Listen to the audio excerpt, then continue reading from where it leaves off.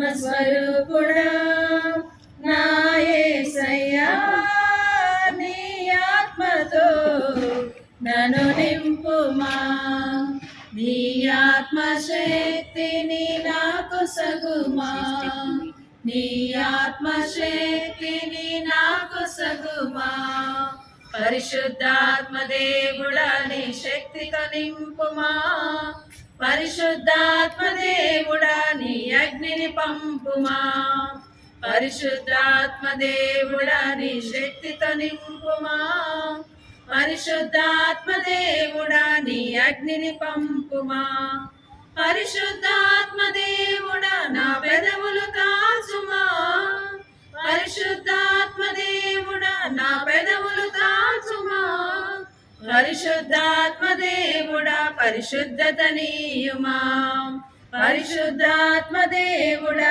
పరిశుద్ధత నీయుమా ఆత్మస్వరూపుడా నా యేసయ్యా నీ ఆత్మతో నన్ను నింపుమా. Father Matthias Wolf has taken risk and dedicated himself with the help of God and to have mercy in life. His desire aligned with God, so also when we align with God, we are victorious. His humble beginning for the congregation was to be continued, the life with vision for the mission of Christ.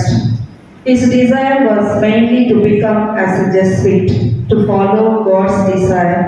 His initial desire kept alive till the end of his life, which gave life to J&J and liberated the people.